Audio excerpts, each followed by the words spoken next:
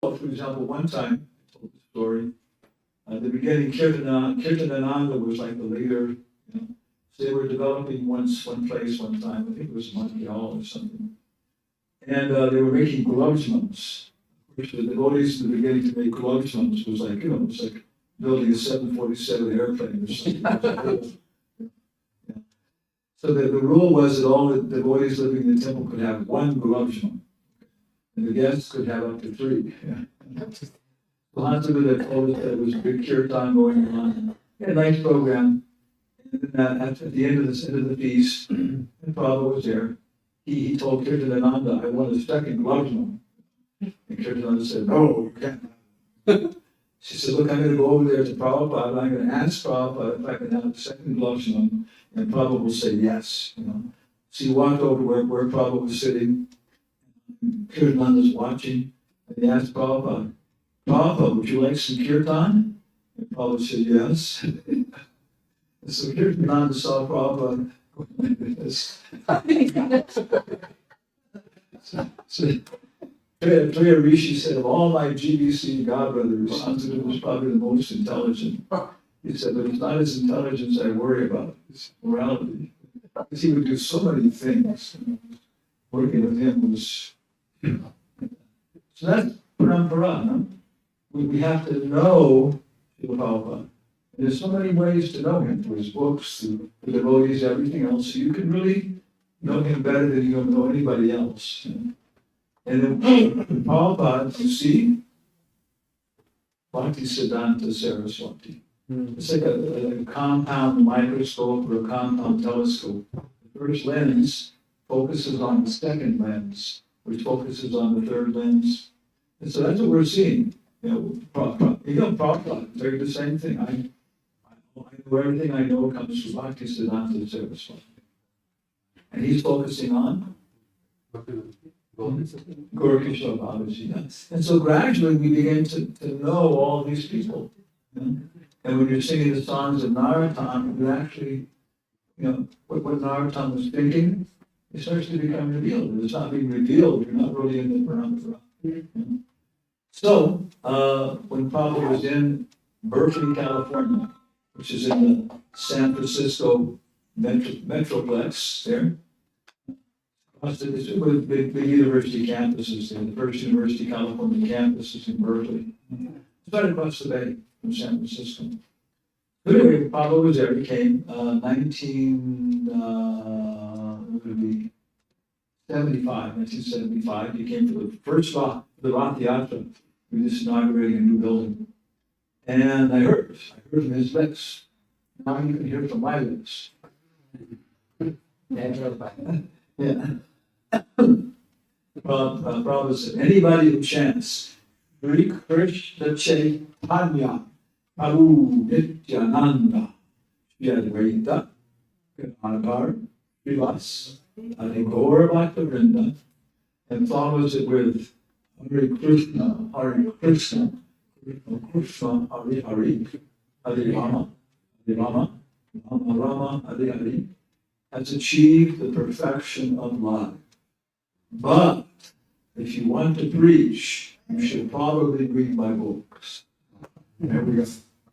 I mean, the sutra, no? Yeah. There's perspective. That's our movement. We're trying to acquire knowledge, right? Education. Vidya Vadu Jivanam. Sankirtan. That's the way to acquire vidya. Vidya in this life is Vidya by Harinam. And then books, they fit in. But this is not the age of jnana. This is not the age of karma. It's not the age of jnana. It's not the age of dhyana. It's the age of sankirtan. When you're trying to sell somebody a book, you meet somebody, they're kind of thinking a book. A book is for learning, for education. They're thinking, I don't know, yoga. If you say, well, hey, why don't you, it's just Christmas time, why don't you take a few for your friends as gifts? Their bhava has changed. Now it's not for me to learn, now it's for me to give to somebody else. So now they're in the mood of the Sankirtan. Right away they start thinking, well, they start analyzing and giving it away. And that'd be good, that'd be nice for people. So this is the the age of Sankirtan, preaching. So, but the basis is Harinam, chanting, like that. And the books, they have to be in proportion, proper proportion.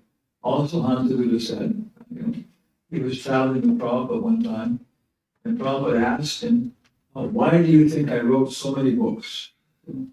He said, well, good philosophy, all this kind of stuff, the content. And then Prabhupada said, no, I wrote all these books to convince you to chant Hare Krishna. If you're convinced to chant Hare Krishna, you don't have to read these books. He said at that point he realized he was not convinced, to chant, to everything like that. So that's the conclusion. Of course, if you're chanting, then of course you naturally want to read the books, but now you're reading them with this particular motivation, everything else, and so on. So, we were coming into ISKCON somehow or other. 1974 was a real circus. You can describe some of the adventures there. But then you come in contact. Actually, my first contact with Prabhupada, I got a Back to Godhead magazine. Devotees were chanting in San Francisco, and they got a quarter out of me, and I bought a magazine. I looked at it a little bit. In the back was this picture of Prabhupada sitting with all these flowers around him, And to me, it looked kind of like some kind of mafia. I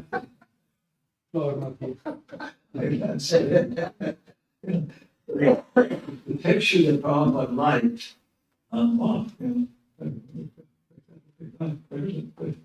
the picture that Prabhupada liked, for public distribution, is the one if he's sitting kind of on the grass like that. There's one picture of Prabhupada sitting on some grass or something with his bead bag and stuff. And he said he wanted that to be like, it's the picture that people would identify with. Oh, this is a Swami E.C. Bhaktivedanta. Other pictures, but that was the one. But the other one, to me, my reaction was this, because there's so many bogus gurus at that time. I didn't know Prabhupada. My first reaction was kind of like that. But then later on, Buddhimanta, one devotee, it was him, sold me the Krishna book at the University of California. Was there. That was the big one, the really big one like that. And so he was preaching to me in brown triclothes. And finally, I had to make a decision. My wife didn't want me to buy it. Wasting money on these yoga books, and she was sitting there glaring at me. If you buy that, we'll get home, I'll make your life hell. So I had to make a choice between satisfying Maya or doing what I thought was right. And so finally, I made the choice. Okay, I'll buy the book. So I bought the Krishna book. Then I took it home and started to read it. What it was. And the first story was the story of the Shantaka jewel. Okay. Now it says this took place after the previous story of Pradyumna.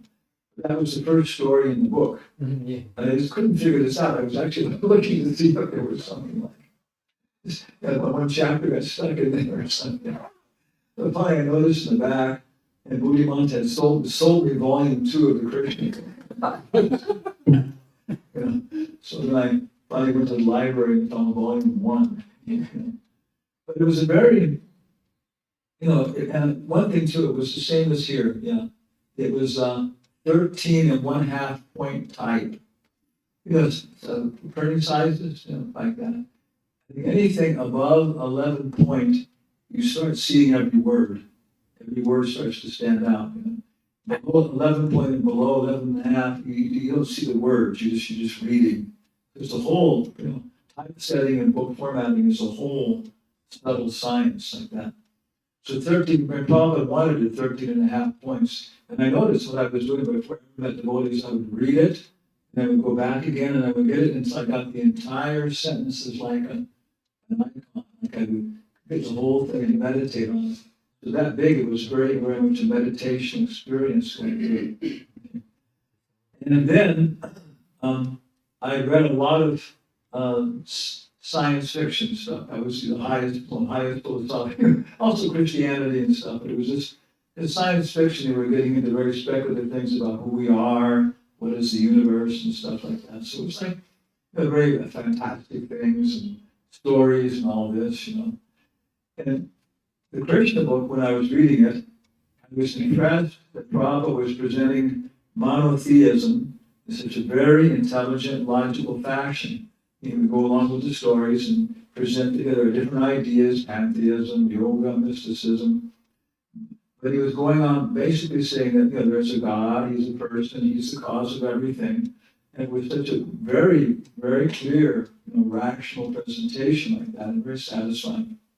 But then he was also talking about, Jarasandha attacks Mathura, and Krishna chopping heads off, and there's blood everywhere, and dead horses looked like elephants, and the arms looked like seaweed. And it was just like unbelievable, stories. And he was presenting these as actual facts. This guy is totally rational on one side, and the other side he's presenting these things, which are more outrageous than any science fiction book I ever read. So at one point, my mind said, this is either the biggest lie I've ever read, or it's the absolute truth. Right? Yeah. It's either the biggest lie I've read or the absolute truth. My mind came to that conclusion.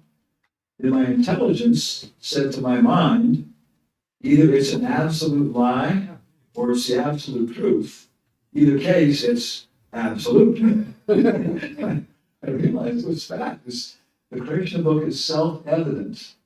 It is Krishna. When you're reading it, you realize this is not anything like I know. It's just, it's an absolute lie or the absolute truth. It's absolute. Some of my in contact with Prabhupada's books, the Krishna book. Then after that, what else happened? Then so many books, everything else. So my paternal grandfather is from Austria. Anybody here from Austria or Germany? Any ancestors? Everybody from Argentina is an immigrant, right? France. Unless you're 2 meters tall. Yeah. So my parents came. So I had this very German mentality. Everything should be organized, that kind of stuff. There's reasons that way. The United States of America is, some big sociologists, they say, it's predominated by Northern German consciousness. So you see, the United States is very much into manipulating metal, and everything is very German and like that and so on. So they have this very kind of view, which they then spread all over the place. Everybody else, is following them to some degree. So anyway, when I was reading Prabhupada's books, I wanted to have them all organized and understand them. I started with the first 2 cantos, and I discovered they're very systematic. There's actually a very systematic structure there, and I could identify sections and stuff. And Prabhupada even says, he says, we can note with profit that Sukadeva Goswami has been discussing. He puts in these analytical things like that, but doesn't emphasize it. For a German audience, I don't understand. So eventually then, in our whole process here, then we finally did a presentation called the Bhaktivedanta Library. We're doing Science in the Vedas, Interfaith Dialogue, Bhaktivedanta Library, and World Classical Literature. Those are areas where we've focused. It's very nice. If you do World Classical Literature, you can look at different things. Hamlet and Arjuna has been a tremendous success. I mean, the biggest scholars in the world have appreciated, so we've presented it so many times, and it's just very intense. So the Bhaktivedanta Library, the whole PowerPoint show, everything else. So in the beginning we have Vedas. And the Vedas include everything known to man, Vastu Veda, Ayurveda, Gandharva Veda, Nanda Veda, okay. So do we have anything from Prabhupada which is Shruti? Is there anything in the Bhaktivedanta Library which is Shruti? We got from Prabhupada. Isopanishad. It's the only thing we have. Everything else is Shruti. And I think Prabhupada did that for that reason. Anybody complains, there's the Isopanishad, which is one of the principal, was it 10 principal Upanishads? Very prominent. And very clear. Verse number 15 is terrible. Is it Ramayana and Patre now? They don't like it. My apologies. Okay, so then we have Isopanishad, Bhaktivedanta Library. Then we go up to the Gita Upanishad. And this leads right into the heart of the Bhaktivedanta library, which is Srimad Bhagavatam, the part there. Then we have Chaitanya Charitamrita as a study. And Lord Chaitanya is showing us how to understand, how to appreciate Srimad Bhagavatam. So Chaitanya Charitamrita is a study guide. Lord Chaitanya said, you can only understand Srimad Bhagavatam when you become a madman like me. There are many madmen who try to become madmen like Lord Chaitanya. So yeah, it makes sense. Then we see there's the Bhaktivedanta library. Then we have the Krishna book, which is 10th canto. We have Light of the Bhagavat, which is chapter 30. It's chapter 30 of the 10th canto. What else do we have? In Spanish, there's a life and the life and teachings of Lord Chaitanya. That's enseñanzas. Yeah, and that's just the introduction like that. So, and then we have Bhakti Rasamrita Sindhu, which is an extract of everything, from the most simple thing to the most advanced. And Upadeshamrita then is like a little summary of Bhakti Rasamrita Sindhu. So all you see, all the books, how they fit together then, they're all connected. And yeah, this Srimad Bhagavatam is the heart. Prabhupada was not going to print Chaitanya Charitamrita. He wasn't going to translate it in this lifetime without some. The devotees were pushing, so he pushed back. He said, okay, if you do this, you do that, you do this. And Rameshwar was saying, Prabhupada, it's just impossible to do that. And Prabhupada said, impossible is a word in a fool's dictionary. So, this is what happens when you push the guru. They were going crazy to keep up with Prabhupada. So these were like people who've been like, Bengali scholars for 3 months or something, trying to get the word-by-word translations. And so then, of course, there were many things that had to be retranslated and stuff. In the West, you invite people, you're having Mahaguru Puj. Puj means mucus, right? Yeah. So come to our Mahaguru Puj. Puja. Mahaguru Puj. Yeah, so there are many, in the Chaitanya Charitamrita, the word-by-word meanings had to be, I think, really correct again. So then it's all very, very organized, very systematic. And then, of course, there's 35 volumes of room conversations, I think. Maybe 10 volumes of Bhagavad Gita lectures, 7 volumes of so many other things. We mentioned we've done this several times, lecture the Bhaktivedanta library. And so in the United States, many devotees have all the books. They don't read them, but they have them. So when you're making the presentation, you're talking about it, you put the books there in front of you. And in the end, they're all there. It's very impressive. And so then there was one new person coming, kind of a young person. The first time he was coming to this program, and I did this at somebody's home. And I said, and some people say, Prabhupada didn't give you everything. And this guy said, thank God.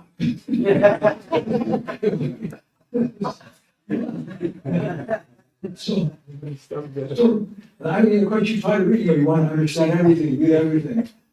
I was dying, and then I've heard Prabhupada say, in 100 years, you cannot read all these books thoroughly. So yeah. So Bhakti Vaibhava, Bhakti Vedanta, these are an overview. 11738. Right? 11738.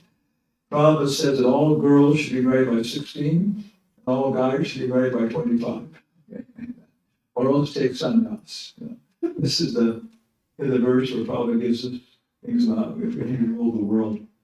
Okay, so by basically an ideal situation, every guy should either make your choice, either take sannyas or get married at 25 years old. Because later it's not good. Everything's, you have to raise your children and everything else. And if you're growing up in Vedic culture by 25 years old, you got to figure it out. Yeah, No, I'm healthy, happy sannyas. If somebody else, no, I should get married. Devotee cardamom. So that means that if you're going to get married or take sannyas, that by 25 years old, you should have finished Bhakti by Baba. Bhakti by Baba, all the sannyas you should have. Okay, well, what are you going to do for the rest of your life? Yeah, so what we're doing Bhakti by Baba, but this is like, I was saying, an overview. You go through the first 6 cantos, look at everything else, and you realize, oh, there's so much more here, I want to come back and focus on this story. Well, I want to come back and focus. First time through it. Was it Gopal Bhattacharya Swami was reciting Srimad Bhagavatam? That was his service. He would do it again and again, again and again. Maharaj, what's the name? Raghunath Bhattacharya Swami would recite it. Okay, yeah. And then Bhagavan Thakur, he said, my only desire is to study Srimad Bhagavatam life after life with Lord Nityananda as my teacher. Yeah, so we can go on again and again. This is so subtle. Professor Ravi Gupta, Radhika Ramandas, disciple there, he's saying that the Sanskrit is so subtle. You just, for example, you give the example that 4 Kumaras want to go into Vaikuntha. Vijay and Vijay say, oh, you're too young, you can't go into Vaikuntha, you're too small, whatever. So then they start chastising them, and they're saying, you're seeing dualities and, different consciousness and friends and enemies, like that. They said it doesn't come out in the purport Holy translation. They said all the words they're using refer to the family. Their humor is not just that you're seeing it amongst devotees or something, but you're seeing these dualities and different interests in the family. The family people are engaging in conspiracy like that and so on. So it's so rich, so subtle. So Bhakti by Baba, you take it, teach it that way. I'm just kind of, you're visualizing, you do the diplomas here, right? You're doing Bhakti Shastri, right? Bhakti Vaibhava, Bhakti Vedanta. Okay, Bhakti Sarvabhauma. Okay. Not yet. Yeah. I was on the executive committee of the Ministry of Education of the International Society for Krishna Consciousness. Then I resigned, but I was working with Atul Krishna for the certification thing and everything else. So one time we all met in Pune about how to evaluate and everything else, and we came to the conclusion. What is the standard for the different diplomas? At Bhakti Shastri, you should be able to defend yourself from philosophical deviations. You got your Bhakti Shastri degree, okay. Bhakti by Baba, you should be able to defend other people from philosophical deviations. Bhakti Vedanta, you should be able to defeat philosophical deviations. And Bhakti Sarvabhauma, you should be able to start your own philosophical deviation.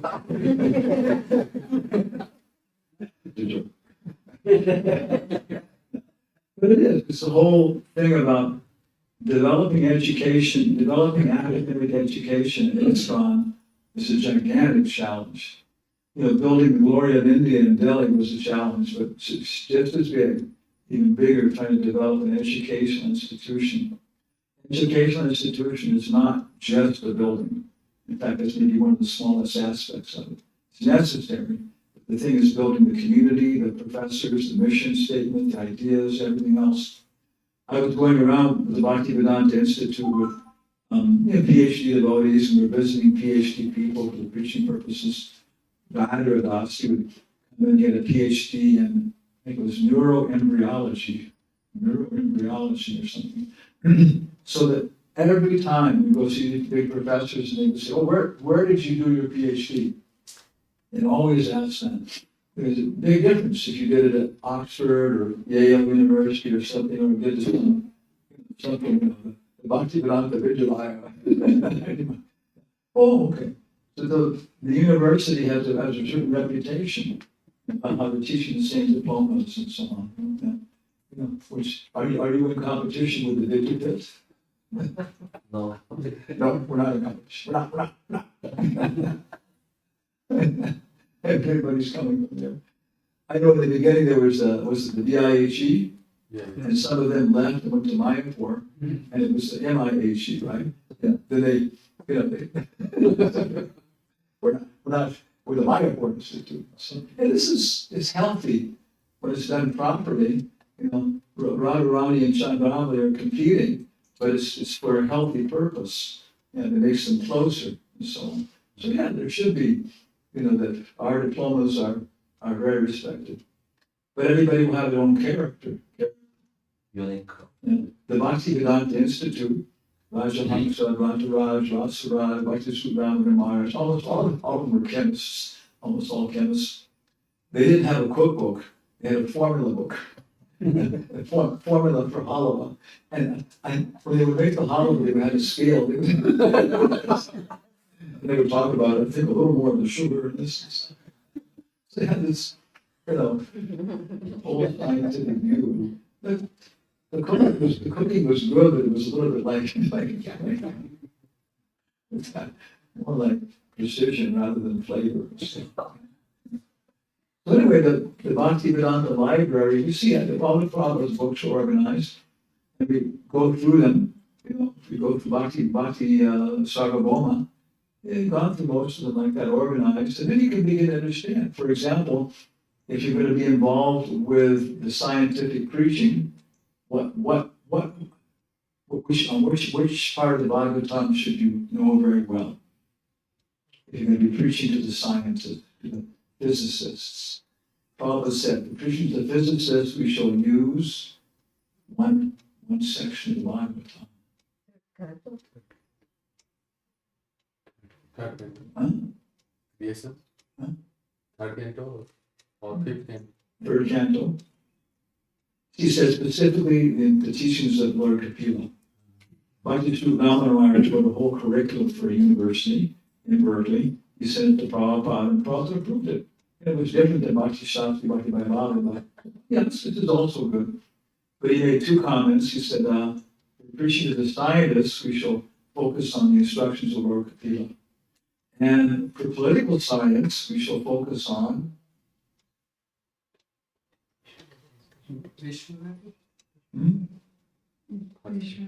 you go ahead and guess, it's okay. MCQ? Multiple choice. The speeches of Maharaj Prithu Maharaj's speeches, yeah. And Prabhupada says that, he says his speeches are considered for political science, the essence of these things like that and so on. So different sections. Okay, if you're going to be preaching social philosophy, political science, history, what section, what in the first canto, is there any good explanation of Varnashram Dharma in the first canto? Something, yeah, maybe a booklet, maybe like 4 pages. Is there like maybe a 2, 3, 4 page booklet you can extract from the first canto? On Varnashram? Vishnudev section. Huh? The teachings of Vishnudev. Yes. Yeah, the instructions of Vishnudev. Vishnudev is considered by Vedic constituted the greatest authority on Varnashram because he synthesizes everybody else's knowledge and so on. Those 2 purports in there by Prabhupada, it's incredible. He extracts on all of Vishnudev's instructions in 2 purports, and every sentence is like, it's like a, sutra for dealing with different situations. For example, in the beginning, we had great problems with our Gurukulas. The Gurukulas had a lot of problems in the beginning. And there's one sentence in there where Prabhupada says, Brahmachari ashram is for training the detached and attached. Yeah.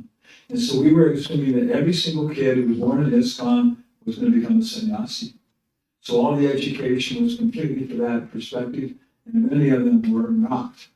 There's several other were demons. And so they were so frustrated, so unhappy, these children, and then they were, this was a horrible mess in the beginning. But you realize, some of these kids are really attached and different things. Okay, so we need to train them. Okay, my son is a demon. Okay, what education do I give him? Okay, I teach him to become a lawyer. We can be civilized. controlled demon. This is what devotees can do. They see, devotees, so many people comment that we like your philosophy, but we like especially as you're able to take these different academic people and put us together in a way that is stimulating. Yeah. So there's, if you begin to know the Bhagavatam and you have your service, one time I was teaching in the Mayapur Institute for Bhakti Bhai Baba. A Russian lady, she was doing the Bhakti Bhai Baba. I'm not sure if I finished it or not. She was doing street dharma, right, in the Bhagavatam like that. There's so much, and she was just extracting it out and collecting it and so on. And I think you're going to get, if you do just on street dharma, you're going to get like 2 volumes this size. If you do Chaitanya Charitamrita and Prabhupada's books. Yeah. And it's very necessary, very nice, very necessary. And of course, there's some redundancy. You have to go through and use your intelligence. Okay, that's already been mentioned so many times. I don't have to mention that again. And this has to be referenced. And it's just, it's a wonderful book, coming out. It needs to be done. Is feminism a powerful movement in the modern world? Pretty much, yeah. Yes. Is there a feminist movement in India? Do girls still dress the same way they did 25 years ago? No. Yeah. It's a very, very powerful movement. And Prabhupada predicts it. He directly predicts it in the first canto.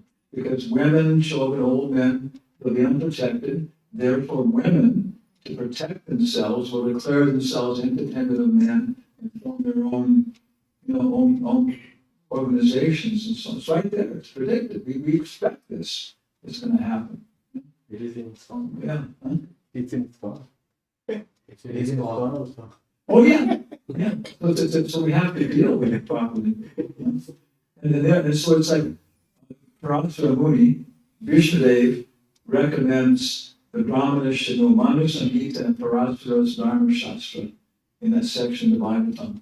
So I went to the University of California Library in Berkeley, 1 million books, and tried to find Parasara's Dharma Shastra. And they kept coming back, but it was always in Hindi. So I asked the librarian for help, and she had another one. So finally, there were 5 librarians. It was like, this is like, it's an adventure for them. They were all looking, and finally one of them was screaming, "I got it!" And it was an old wooden car catalog. It wasn't even on electric catalogs. And there was one copy in the law library. So I went across to the main libraries, the law library. It was in the second basement. That's one shelf on Popular book. Hindu law. It's one bookcase on Hindu law, and I go along and I pull it out. And there's Parasara Dharma Shastra, 1896, Asiatic Society translation.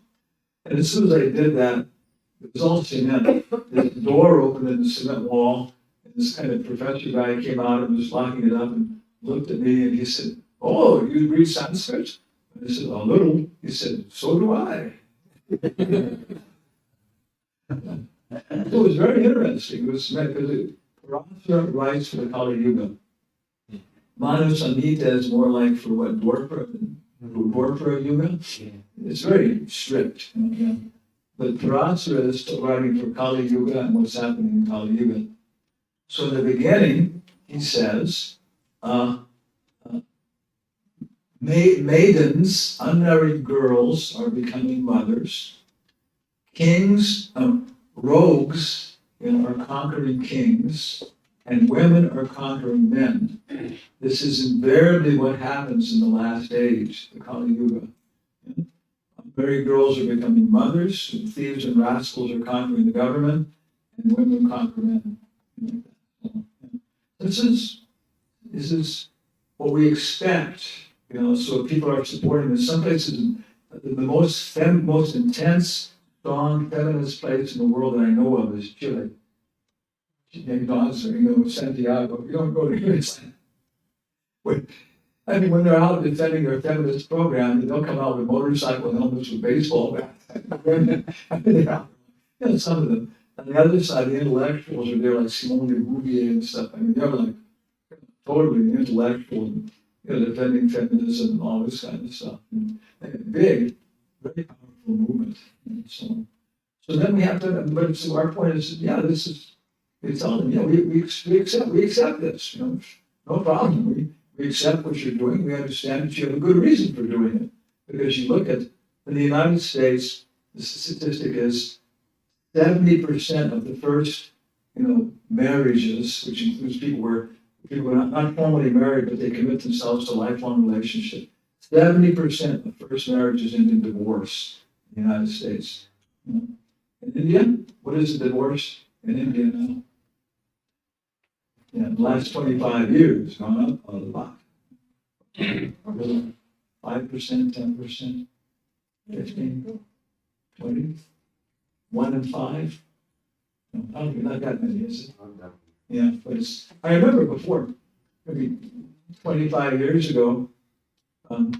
1.1%. Huh? People say 1.1%. Oh, in India. Okay. I have something here. If you have been personally divorced, or anybody within one family relationship, father, mother, brothers, or sisters, or children have been divorced, raise your hand. Okay, 2 people. United States. That relationship is India.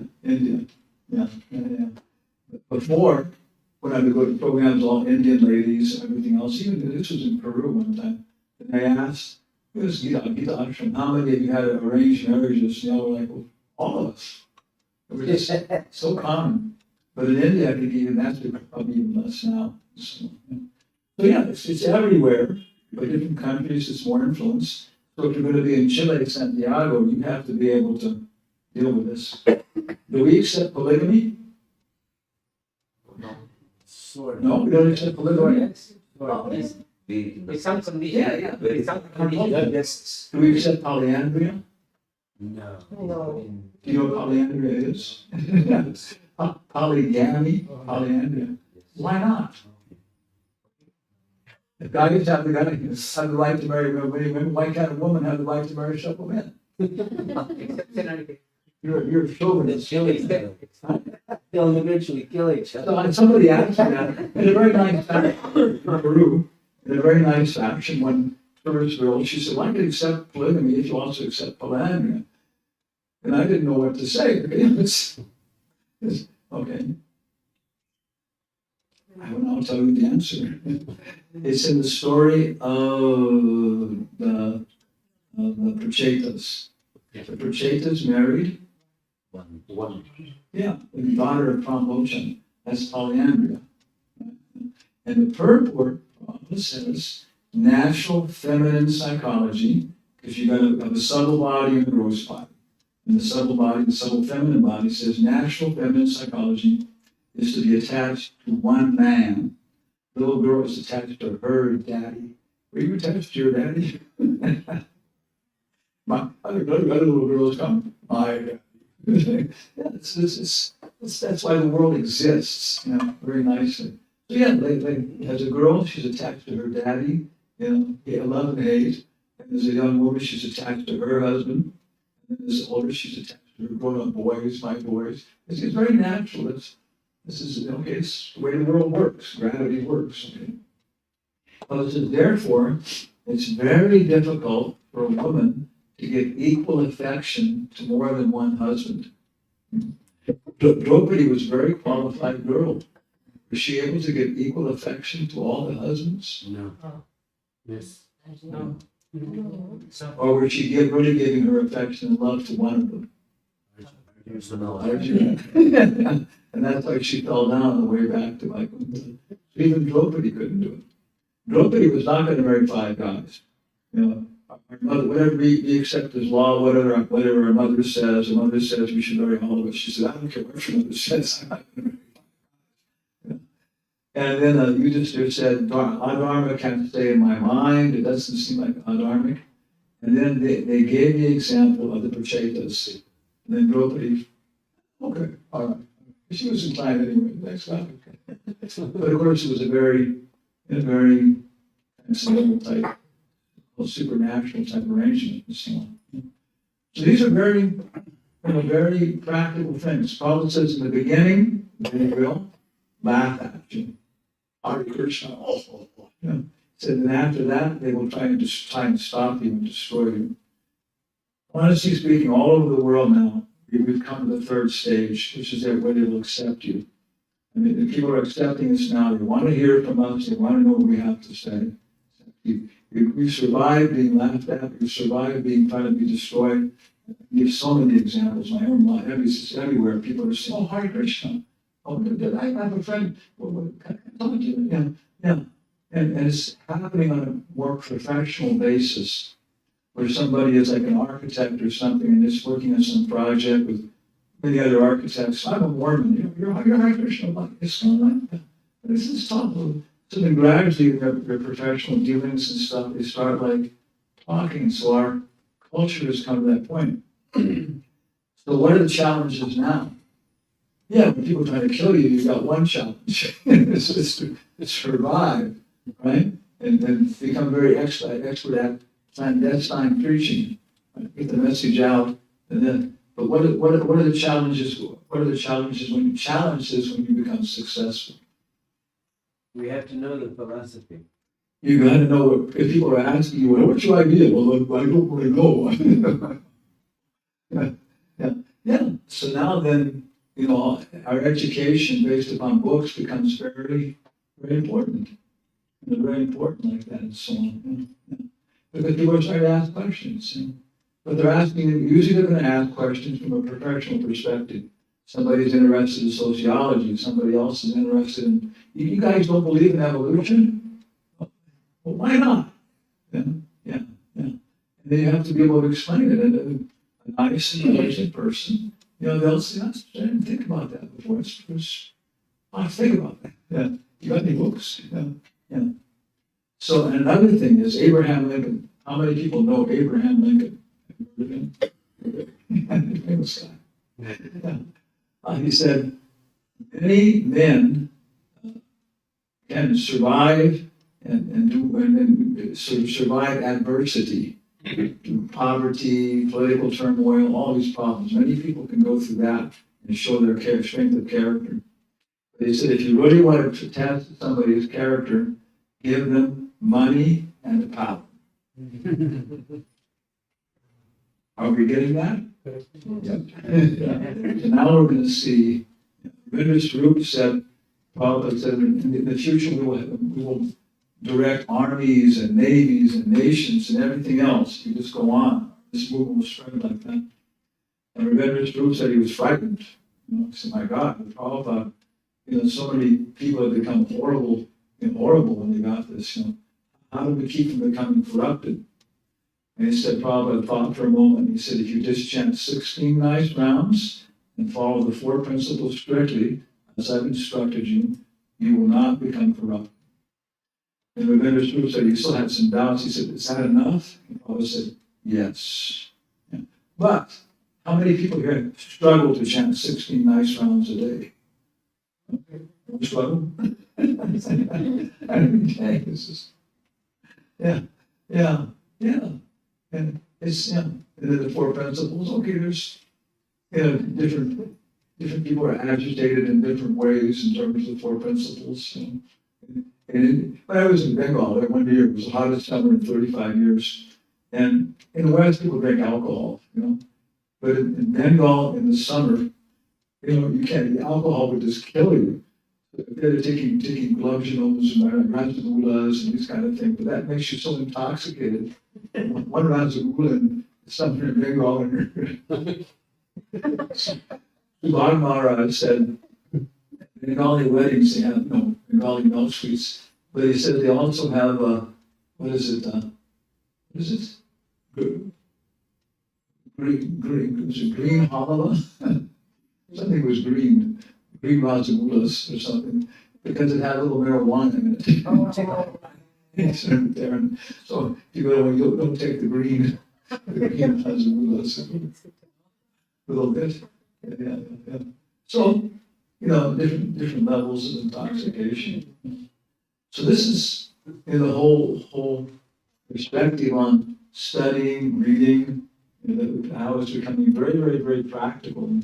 I encourage you to have a very potent program here. I don't know what that's, there's a clock, okay. So, quite program. Sometimes they say that they tremble. Quite program. This is what Maharaj says on the Brajlana. Looking at Maharaj is Brajlana Parikama. People come back, some go to the ashram, some go to the hospital. It's just, but after the morning program, Bhadra gets up and he goes to, okay, today the trucks can't reach where we have to stop, so today we have to march twice as far. It's Gorkishore Babaji has a Odyssey, and the road is, the pavement is paved with glass. Any questions? Yes.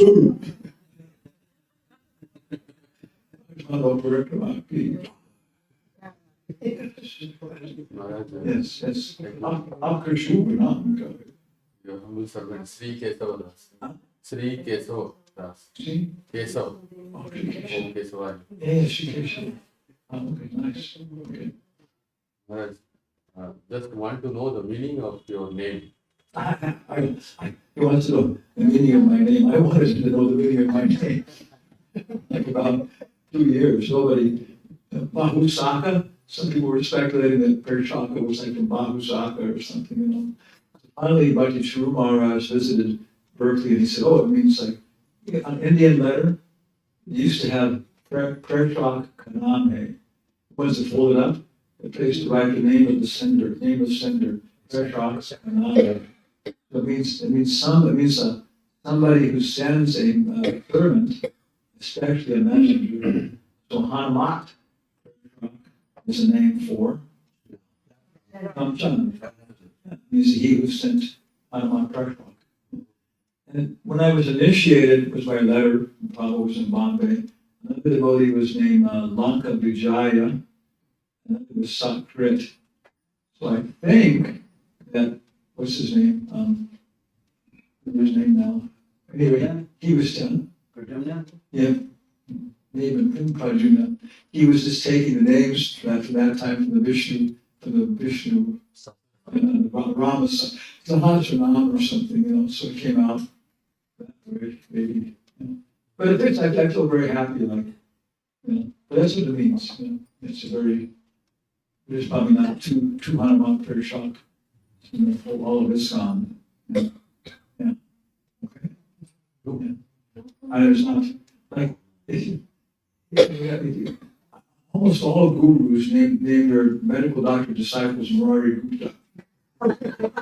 It's so common. It's a medical doctor to get this name Murari Gupta. It's like so many Murari. And sometimes you have Murari Gupta or a doctor. That's so many. It's so, Hare Krishna Maharaj. Thank you so much for your wonderful. I have a question that especially to a postmodern mind, they have this, in our preaching, often we are advised that to a postmodern mind, postmodern minds. yeah, Okay. they don't want to hear authority being quoted. Yeah. So, we are told that we should involve some kind of experiential approach to inspire people to take. On the other hand, the sampradaya we come from, we talk about the authority and the Shabda Praman. Mm-hmm. So how do we, as we are progressing, how do we understand the presentation? Because we have to maintain that authority. Based on that, Yes. Inspire people, right? This book includes everything. Number 10. Karma Vya Parito Hare Priyataya Vyaktim Jajo Gyanimas.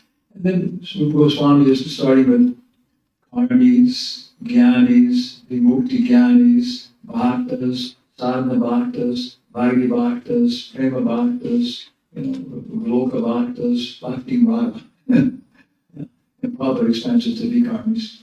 So yeah, that's everybody. So that's the devotee, you can understand. The Hansabuddha said, the Prabhupada said, Every single psychological circumstance you can encounter is in Srimad Bhagavatam. Pregnancy of Diti in the evening, Daksha Yagna, Ajamil. Yeah, there's this, if you take it to heart, wherever you meet, you say, oh yeah, this guy's in this kind of consciousness, and that's the Baba, that's how we should approach them. You know, yeah. You see, Prabhupada, he would relate to different people. Sometimes he would give prasad. You know, and that you can understand this person can appreciate prasad. So, one place, I think maybe it's when Lord Chaitanya is dealing with the Buddhists who gave him the bad prasad, maybe it's there. And Prabhupada says they've been so effective in spreading their philosophy all over the world. And their epistemology is that the absolute truth is established by reason and argument. They don't even accept empiricism. The scientists are rational empiricists. Direct perceptions, what's that called? Prachaksha and Anumana is their percent. But the Buddhists are just simply, little speculation. Yeah. So Prabhupada said, therefore devotees should become expert at being able to present, philosophy in terms of reason and argument. Yeah. Yeah. And then other people then, like you're saying, that because the most prominent philosophy is still scientific materialism. That's the pervasive basic idea. Well, Krishna Maharaj told me, very intense. He said, I was asking him, should I get involved with the Bhaktivedanta Institute? Because I already had gone through science. He said, Prabhupada said over and over again for his entire last year, scientific preaching is my #1 preaching program. Yeah, because that's the predominant. It's behind everything. You may not see it. Their epistemology is rational empiricism, direct perception, and using mathematics, and then to expand that to arrive at other truths. Probably said they explained a lot of things through that. This is not like they haven't done many good things. With other people, then, and I think, the postmodern age, I would say that they're scientifically based. They're not going to accept, they'll accept also, like you say, experiential things, and also logic.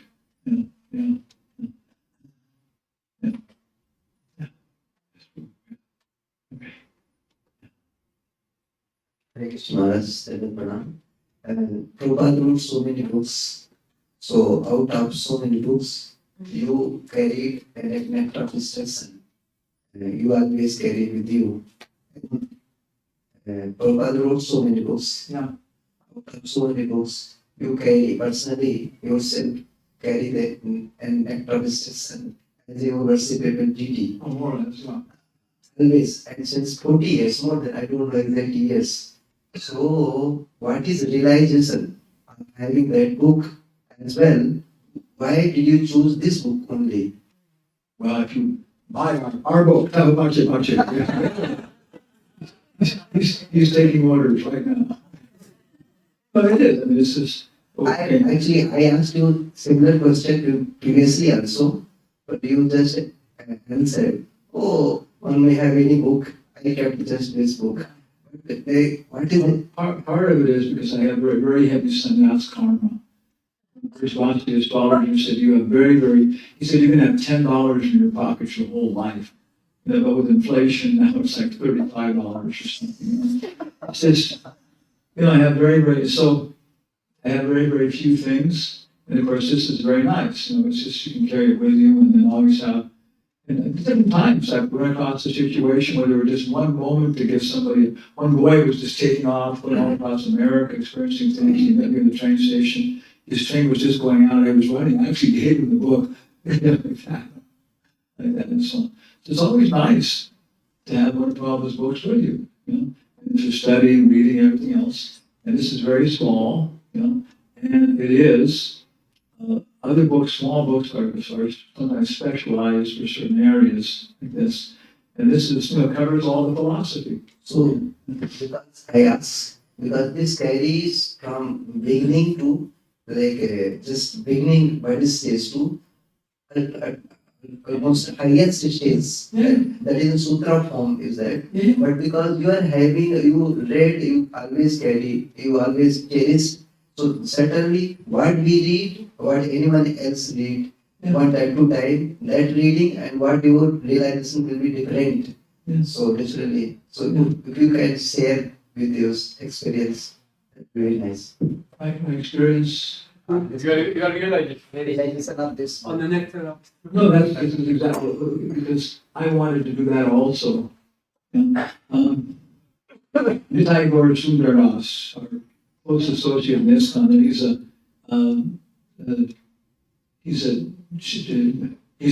he's director of geriatric psychiatry at a big hospital in the United States. Okay, yeah. These are dealing with old people, Alzheimer's disease, yeah, and other people there too. So it's a geriatric psychiatry hospital. So and other things too. It's a psychiatric hospital. So these people come in, they stay for 1 week, 2 weeks in the hospital environment, and they start finding out their medication, things like that, and they go. Just nobody's in there for a long time. But when they're in there, they have different things for them to do, and self-counseling, psychology. One thing they have like a room where they have like, movies playing, to kind of sit. What old people like the most, movies are biographies. Because you're trying to write your biography. Who am I? What happened? What is life? Right? So that's why this is everybody here. Yeah.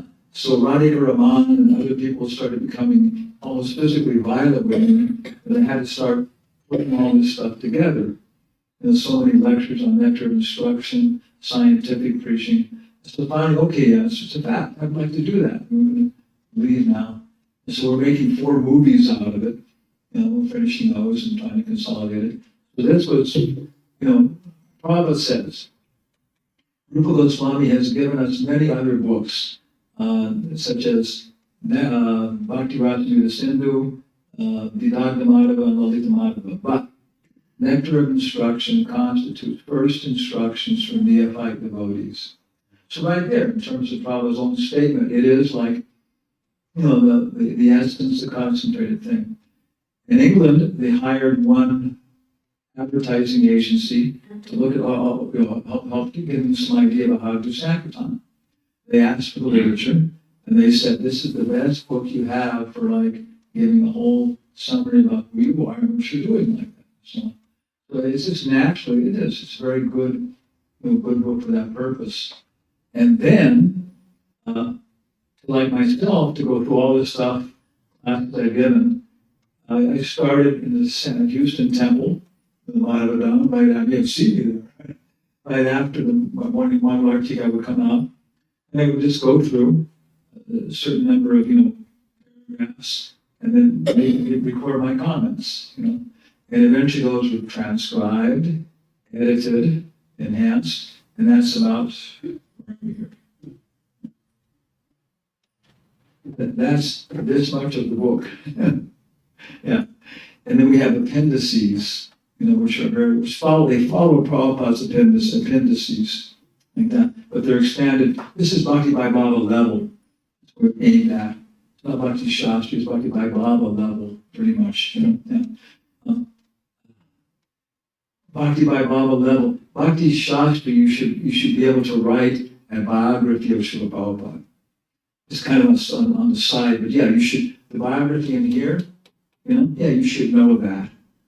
You should, Bhakti Vaibhava level, you should know that. Okay, Bhakti Shastri. Bhakti Vaibhava, how much biography should you know?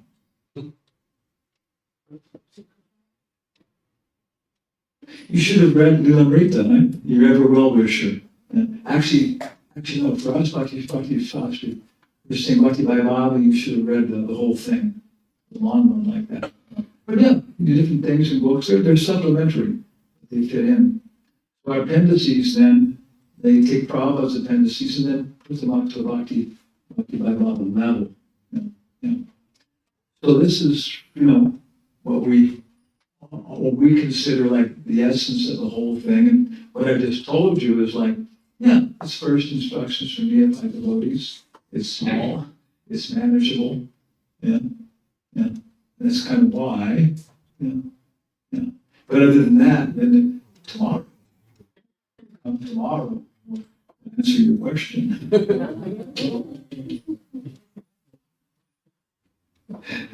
They have these. When I was a child growing up, once a week they have a certain, cereal, and they always finish it off with something like, it's called a cliffhanger, where the guy's about to fall off the cliff or something like that. I was thinking, got it again. I don't know. Yeah. Maybe more questions or comments.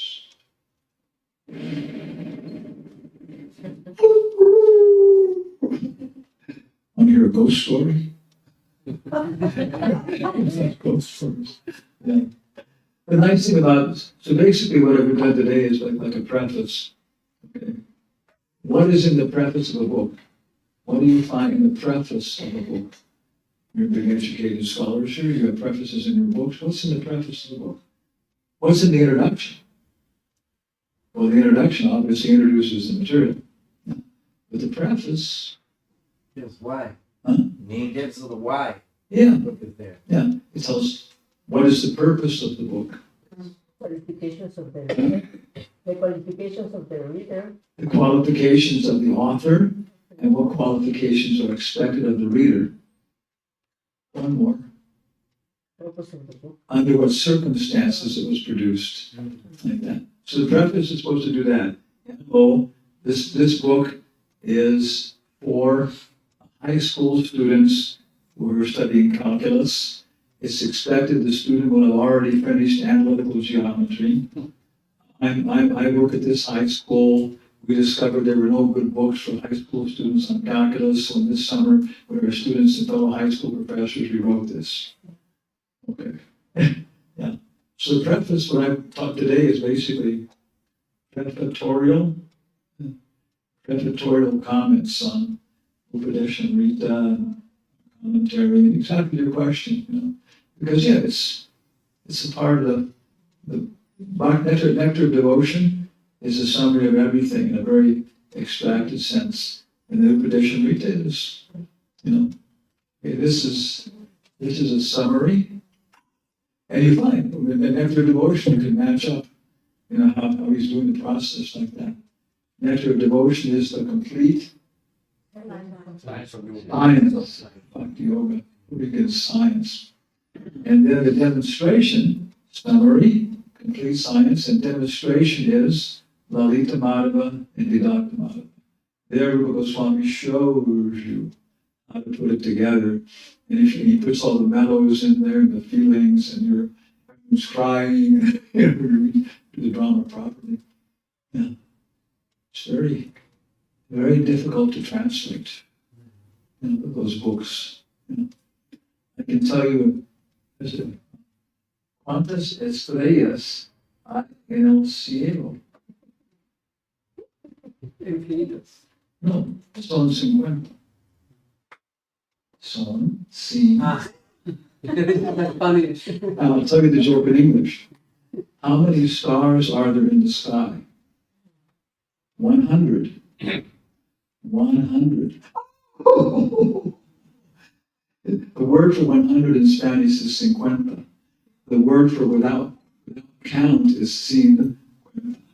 So it's a joke in Spanish, but in English it makes no sense. So you try and translate, Vidagta Madhava into English. Here's Rupa Goswami using all the tricks he knows in terms of the Sanskrit language. It's just, you get 25 pages of footnotes explaining, what's happening and stuff. You've got to learn Sanskrit to appreciate it. So yeah, this is a summary. Nectar of Devotion is a what do you call it? Complete science. And then we have ways of doing it.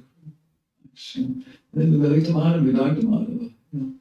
Probably mentions that in several places. He mentions that sequence. He mentions that this is one nice line, just studying those books and stuff. And of course, I don't know, Bhakti Sarvabhauma. I think, Bhakti Sarvabhauma, that was what level Sanskrit. Prabhupada expected to hear what level of Sanskrit did Prabhupada expect for this. In the appendices he has, what? Rules of Sandhi? No. What does he have in the appendix? Pronunciation guide. Pronunciation. He included a pronunciation guide. So he thought that all of his book, he thought a pronunciation guide and a glossary. Like that. So, yeah. So, there are different levels of Sanskrit development. Let's chant Hare Krishna a little bit. Prabhupada said, Kirtan, Nectar, Kirtan, song. Okay. Song. This is a very, very nice song. Lord Chaitanya was traveling through the Jarikanda forest. And he started chanting the song. And all the animals started going crazy and dancing and singing. So you have to be very careful how you use this song. Krishna, Krishna, Krishna, Krishna, Krishna, Krishna, Krishna.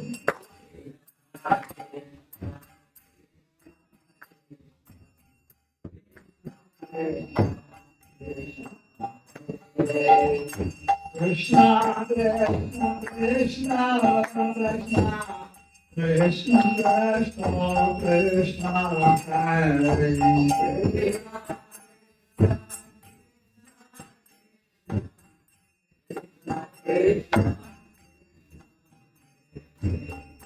Krishna, Krishna, Krishna, Krishna, Krishna, Krishna, Krishna. Krishna, Krishna, Krishna, Krishna, Krishna, Krishna,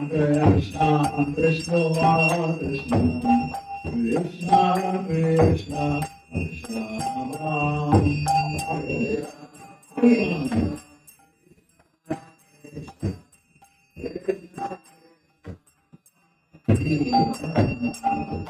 Rama, Rama, Krishna, Krishna,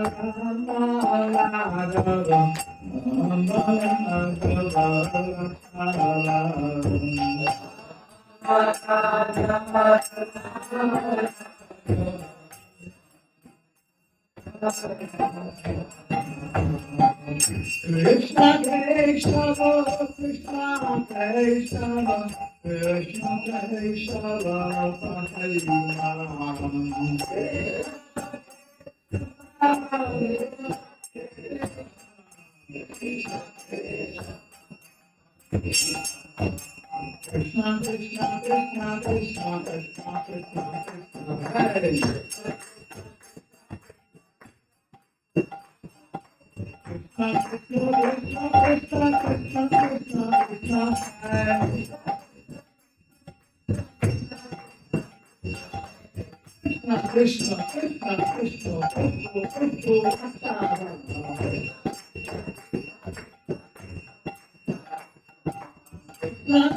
Krishna,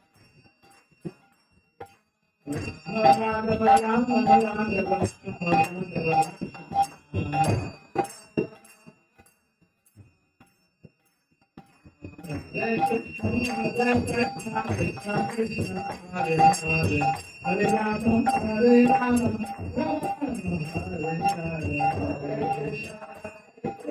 Krishna, Krishna, Krishna, Krishna,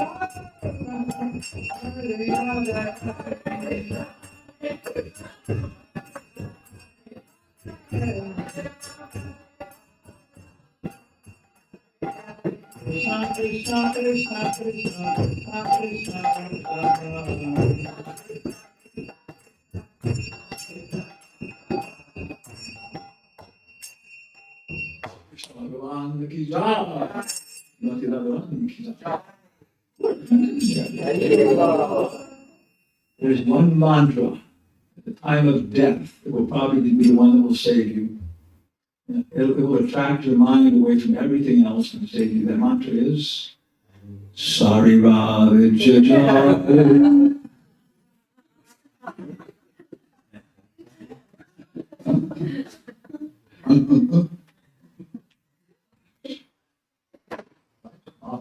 God. His Holiness Hanumatpresaka Swami Maharaj ki Jai.